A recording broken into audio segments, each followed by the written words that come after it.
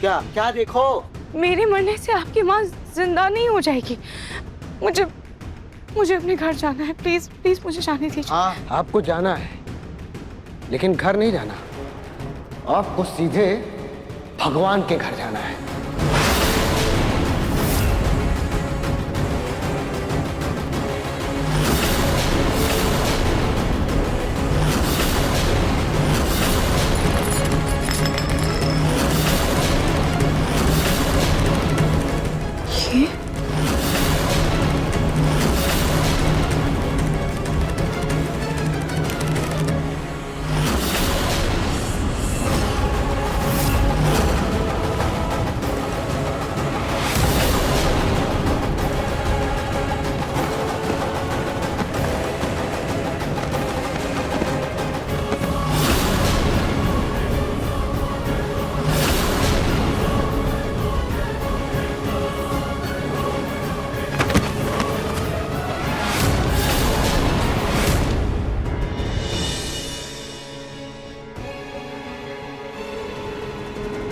ये क्या लिखा है? मम्मी, आज मैंने अपने नाहर जी के लिए, उनकी लंबी उम्र के लिए तीज का व्रत रखा है। तीज का व्रत। लेकिन जैसे हालात हैं, पता नहीं वो मुझे पानी पिलाने आएंगे या नहीं। पर मैं उम्मीद नहीं छोड़ूंगी, क्योंकि मुझे मेरे दिल और खाटू श्याम जी पर पूरा भरोसा है। तीज, मुझे पूरा भरोसा है कि मेरा ये व्रत मेरे नाहर जी खोलेंगे। तीज का व्रत।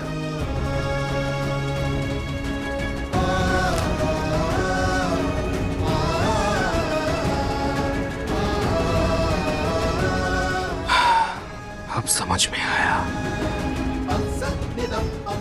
ये डायरी जिस भी इंसान का है, उसका नाम भले ही अभी तक मुझे नहीं पता है, लेकिन उस इंसान के साथ मेरा क्या रिश्ता है ये मैं समझ चुका हूं। तीज का व्रत। तीज का व्रत छोटी माँ पापा के लिए रखती है। अवनी ने आज रोमिल जी के लिए रखा है। इसका मतलब तीज का व्रत एक पत्नी अपने पति के लिए रखती है।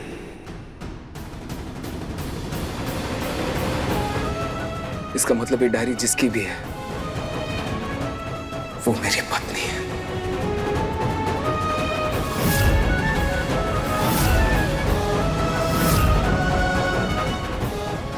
और दादी बोली थी ये डायरी रोली की है। वो इंसान रोली हो ही नहीं सकते।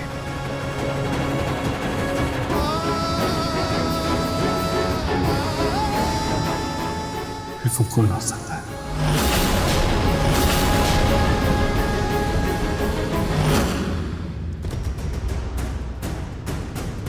सोनी, सारी तैयारियां अच्छे से हो गई है ना? क्योंकि मोहल्ले की औरतें आती ही होंगी कथा सुनने के लिए। हाँ माँ जी, सारी तैयारियां हो गई हैं। अपने पड़ोस में जो मिसेस बिश्नोई रहती है ना, उनकी बेटी विदेश में पढ़ती है। वो अभी आई हुई है, तो मैंने उसे भी बुला लिया। क्यों माँ जी? अरे क्यों क्या, वो अपनी बेटी के लिए ना अच्छे खानदान का गुणवान लड़का ढूंढ रही है। अब बताओ, बगल में छोरा और गांव में ढिंडोरा। मैंने सोचा नाहर और वो मिल लेगी ना, तो हो सकता है शायद कुछ बात आगे बढ़े। दादी, लेकिन ये रूही भाभी के साथ गलत होगा ना? आप कैसी बातें कर रही हैं? चुप कर, आई बड़ी रूही भाभी की तरफदारी करने वाली। रहने दे अपनी बेटा, रहने दे। मेरी माँ की बेरुखी रूही के लिए इतनी बढ़ गई है कि वो उसके सच्चे और सुंदर मन को कभी समझ ही नहीं पाएंगे।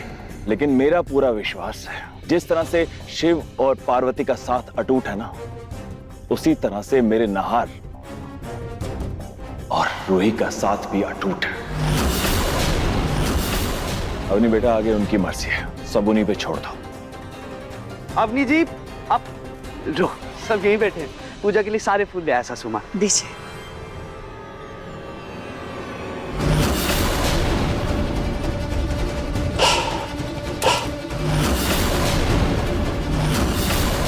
साले साहब,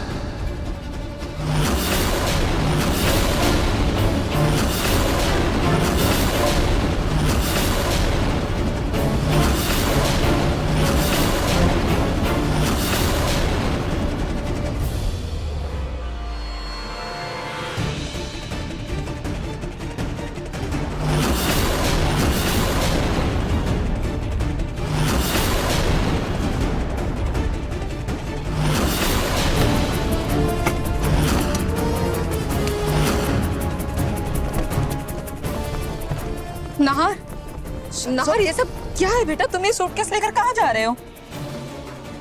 छोटी माँ, मुझे अब इस घर में और आप लोगों के साथ एक पल भी नहीं रुकना है।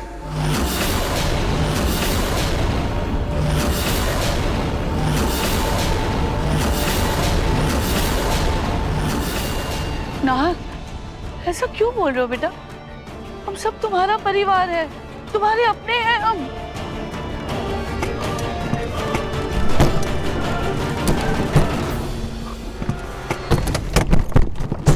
नहीं हो आप अपने।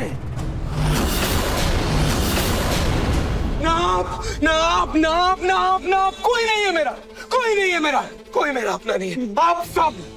आप सब मेरे लिए उतने ही पराये हो जितना मैं खुद के लिए पराया। कोई नहीं है मेरा। हाँ बेटा, ये क्या बोल रहे हो तुम? हाँ बेटा, तुम हमारे परिवार का हिस्सा हो, हमारा खून हो तुम, हमारी खुशियां तुमसे है, हमारा वजूद हो तुम। लेकिन मेरा वजूद किसी और से है।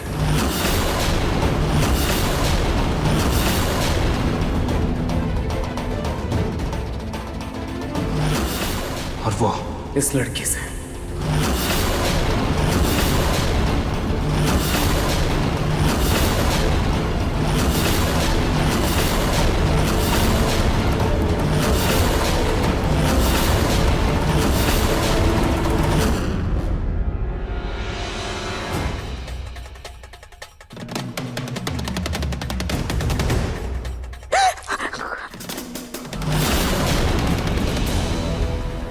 रूही जी घबराइए नहीं, हम हैं आपके पति, आपके स्वामी, आपके कर्ता धर्ता।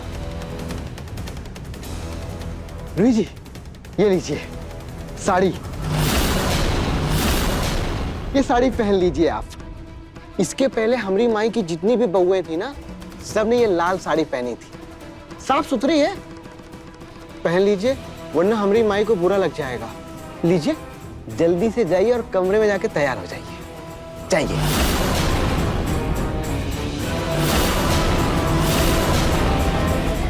आज तो हरतालिका तीज है, परिस्थिति जो भी हो मैं ये व्रत नहीं छोड़ूंगी।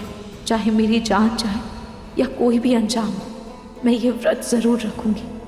पार्वती जी को भी कठिन तपस्या के बाद ही महादेव मिले थे।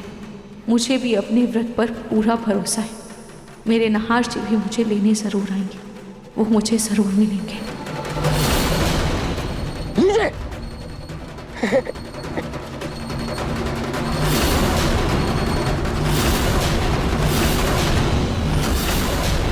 जब तक आप लोग मुझे इस डायरी का सच नहीं बताओगे, मैं इस घर में एक पल भी नहीं रुकने वाला। आप मुझे सच बता दीजिए, मैं रुक जाऊंगा।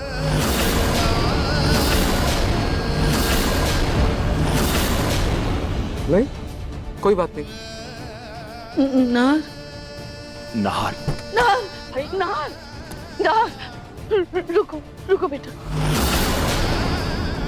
जब मैंने बताया ना, हमें सच में नहीं पता वो डायरी किसकी है।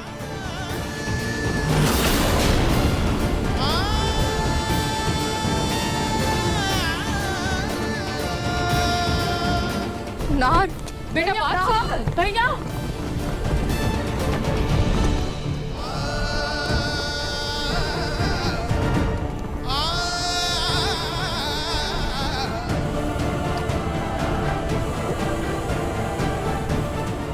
वो डायरी रूही की है बेटा।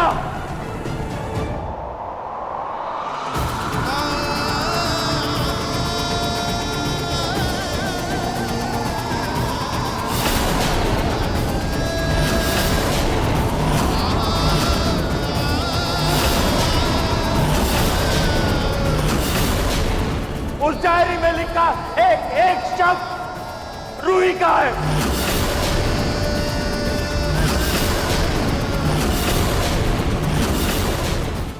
मन सुंदर रात 8 बजे दंगल टीवी पर।